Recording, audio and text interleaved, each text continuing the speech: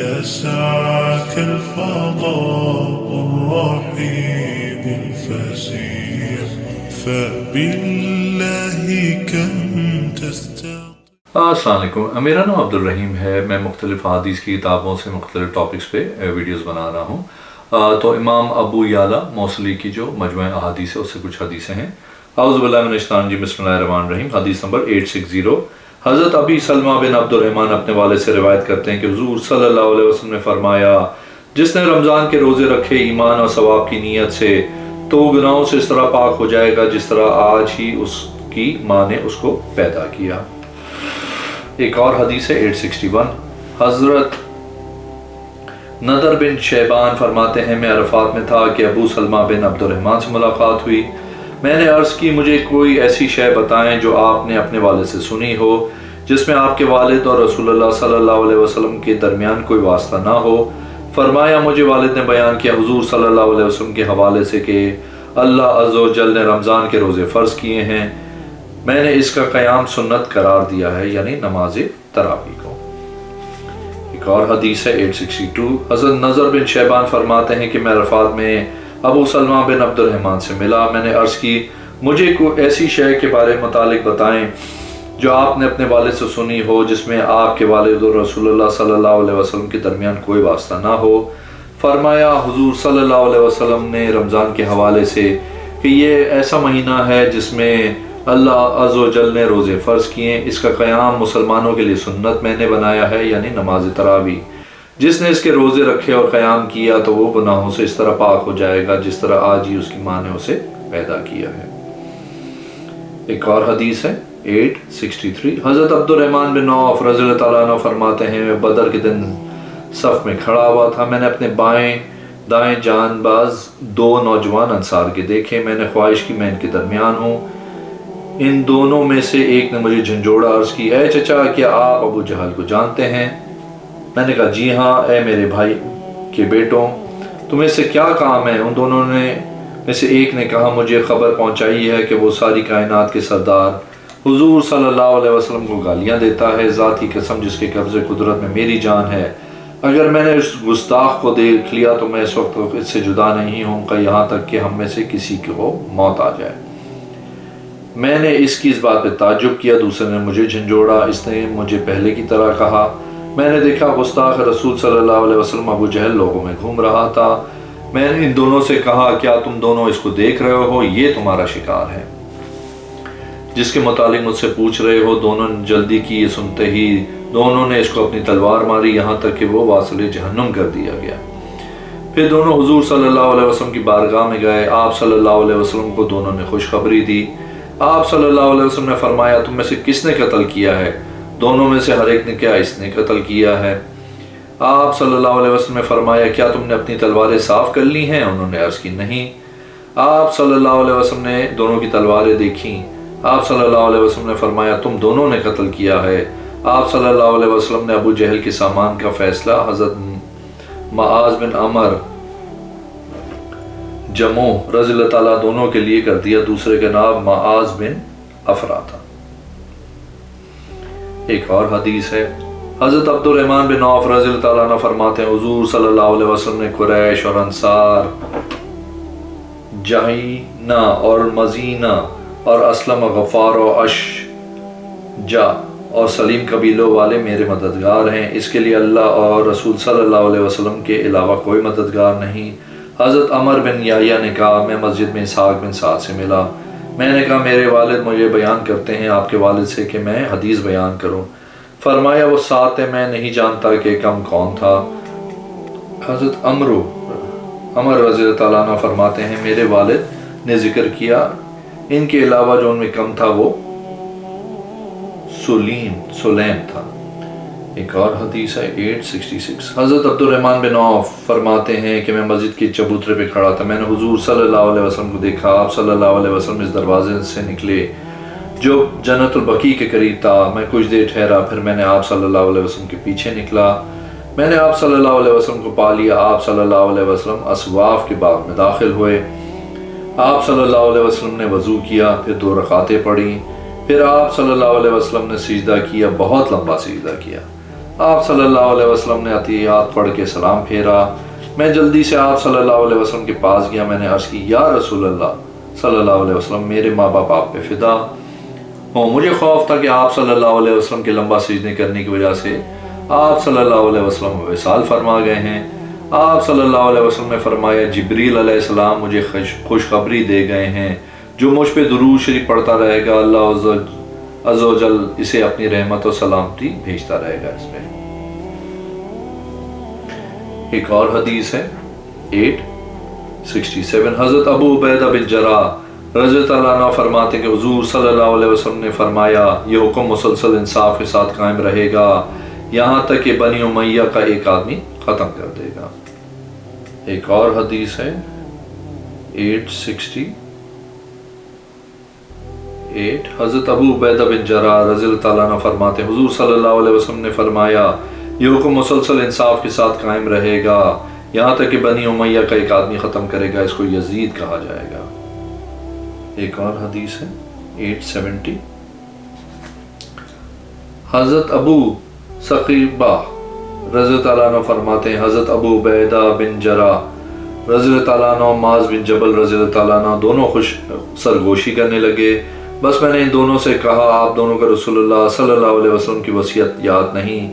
آپ صلی اللہ علیہ وسلم نے میرے حوالے سے ان دونوں کو وصیت فرمائی تھی۔ ان دونوں نے کہا ہم نے سرگوشی شے کے علاوہ کسی اور کے لیے نہیں کی، ہم دونوں ایک حدیث یاد کر رہے تھے، ہم کو حضور صلی اللہ علیہ وسلم نے بتایا تھا، ہم اس کا آپس میں تذکرہ کر رہے تھے۔ دونوں نے کہا یہ کام نبوت اور رحمت سے شروع ہوا ہے، پھر خلافت اور رحمت رہے گی، پھر زیادتی اور جبر ہوگا، اس امت میں فساد ہوگا، ریشم اور شراب اور زنا کو حلال جانیں گے، امت میں فساد پیدا کریں گے، اس پہ بھی ان کی مدد کی جائے گی، ان کو ہمیشہ رزق دیا جائے گا یہاں تک کہ اللہ سے جا ملیں گے۔ ایک اور حدیث ہے 872، حضرت ابو عبیدہ بن جراح رضی اللہ عنہ فرماتے ہیں کہ میں نے رسول اللہ صلی اللہ علیہ وسلم سے سنا، آپ صلی اللہ علیہ وسلم نے فرمایا نوح علیہ السلام کے بعد ہر نبی نے اپنی قوم کو دجال سے ڈرایا ہے، میں بھی تم کو اس سے ڈراتا ہوں۔ حضور صلی اللہ علیہ وسلم ہمارے سامنے اس کا حلیہ بیان کر رہے تھے۔ آپ صلی اللہ علیہ وسلم نے فرمایا ہو سکتا ہے وہ دیکھ لے جس نے مجھے دیکھا ہے یا جس نے میرا کلام سنا۔ صحابہ کرام رضی اللہ عنہ نے عرض کی یا رسول اللہ صلی اللہ علیہ وسلم ہمارے دل اس دن کیسے ہوں گے، ہم مسل یا اس سے بہتر۔ ایک اور حدیث ہے حدیث 873، حضرت عبد الرحمن بن مسلمہ رضی اللہ تعالیٰ عنہ فرماتے ہیں کہ ایک آدمی نے مسلمانوں میں سے ایک مشرکین کے آدمی کو پناہ دی۔ خالد بن ولید رضی اللہ تعالیٰ عنہ اور عمر نے کہا تم اس کو پناہ نہ دو۔ ابو عبیدہ بن جراح رضی اللہ تعالیٰ عنہ نے فرمایا تم اس کو پناہ دو گے؟ میں نے حضور صلی اللہ علیہ وسلم سے سنا ہے کہ آپ صلی اللہ علیہ وسلم نے فرمایا مسلمانوں میں سے ادنا آدمی بھی پناہ دے سکتا ہے۔ ایک اور حدیث ہے حضرت عبد الرحمن بن مسلمہ فرماتے ہیں کہ ایک آدمی نے ایک قوم کو پناہ دی، اس آدمی کے ساتھ حضرت خالد بن ولید، حضرت ابو عبیدہ، حضرت عمر بن عاص بھی تھے۔ حضرت ابو عبیدہ اور عمر نے فرمایا ہم پناہ نہیں دیں گے جو پناہ دیا گیا۔ حضرت ابو عبیدہ بن جراح نے فرمایا میں نے حضور صلی اللہ علیہ وسلم کو فرماتے ہوئے سنا ہے مسلمان ایک دوسرے کو پناہ دے سکتے ہیں۔ ایک اور حدیث ہے 875، حضرت عیاض بن غطیف رضی اللہ تعالیٰ عنہ فرماتے ہیں میں نے حضرت ابو عبیدہ بن جراح رضی اللہ تعالیٰ عنہ کے پاس آیا حالت مرض میں، ان کی بیوی تحیفہ نامی ان کے سر کے پاس بیٹھی ہوئی تھی، انہوں نے اپنا چہرہ دیوار کی طرف کیا ہوا تھا۔ میں نے کہا ابو عبیدہ رضی اللہ تعالیٰ عنہ کی رات کیسے گزری؟ اس عورت نے کہا ثواب کے ساتھ گزری۔ انہوں نے کہا اللہ کی قسم میں نے ثواب کے ساتھ نہیں گزاری ہے، گویا قوم کو انہوں نے تکلیف دی۔ فرمایا مجھ سے نہیں پوچھا جو میں نے کہا ہے۔ انہوں نے کہا تم کو تعجب نہیں ہے جو آپ نے کہا، کیسے آپ سے سوال کریں؟ میں نے حضور صلی اللہ علیہ وسلم سے سنا ہے کہ آپ صلی اللہ علیہ وسلم نے فرمایا جس نے زیادہ مال اللہ کی راہ میں خرچ کیا ایک نفقہ پر بھی اس کو 100 نیکیاں ملیں گی، جس نے اپنے خاندان پہ خرچ کیا یا بیمار کی عادت کی یا کسی کی تکلیف دور کی 10 نیکیاں اور زیادہ ملیں گی۔ روزہ ڈھال ہے جب تک برا کام نہ کرے، جس کو اللہ آزمائے اس کے جسم میں آزمائش ڈال دے وہ اس کے گناہوں کا کفارہ ہو جاتا ہے۔ ایک اور حدیث ہے 876، حضرت ابو جحیفہ رضی اللہ عنہ فرماتے ہیں حضور صلی اللہ علیہ وسلم ہمارے پاس آئے اور ہم کو حکم دیا 12 اونٹنیوں کا، ہم تلاش کرنے ان کو نکلنے میں لگے ہوئے تھے کہ آپ صلی اللہ علیہ وسلم کی وفات کا وقت آ گیا۔ ہم کو لوگوں نے منع کیا یہاں تک کہ جمع ہو گئے۔ راوی حدیث کہتے ہیں میں نے حضرت ابو جحیفہ رضی اللہ عنہ سے کہا مجھے حضور صلی اللہ علیہ وسلم کے حوالے سے بیان کریں۔ حضرت ابو جحیفہ فرماتے ہیں حضور صلی اللہ علیہ وسلم سفید تھے، آپ کے سر انوار کے بال سفید تھے۔ ایک اور حدیث ہے 877، حضرت ابو جحیفہ فرماتے ہیں صحابہ کرام رضی اللہ تعالیٰ عنہ نے عرض کی یا رسول اللہ صلی اللہ علیہ وسلم آپ بزرگ ہو گئے ہیں۔ آپ صلی اللہ علیہ وسلم نے فرمایا مجھے سورہ ہود اور اس جیسی صورتوں نے بوڑھا کر دیا۔ ایک اور حدیث ہے 878، حضرت ابو جحیفہ رضی اللہ تعالیٰ عنہ فرماتے ہیں کہ حضور صلی اللہ علیہ وسلم نے فرمایا جس نے مجھے خواب میں دیکھا گویا اس نے مجھے جاگتے ہوئے دیکھا، بے شک شیطان میری صورت اختیار کرنے کی طاقت نہیں رکھتا۔ ایک اور حدیث ہے 880، حضرت ابو جحیفہ رضی اللہ تعالیٰ عنہ فرماتے ہیں میں نے حضور صلی اللہ علیہ وسلم کو دیکھا۔ راوی حدیث کہتے ہیں میں نے کہا میرے لیے آپ صلی اللہ علیہ وسلم کا حلیہ بیان کریں۔ آپ رضی اللہ تعالیٰ عنہ نے فرمایا آپ صلی اللہ علیہ وسلم سفید تھے، آپ کے بال سفید تھے، داڑھی یا سر انور کی۔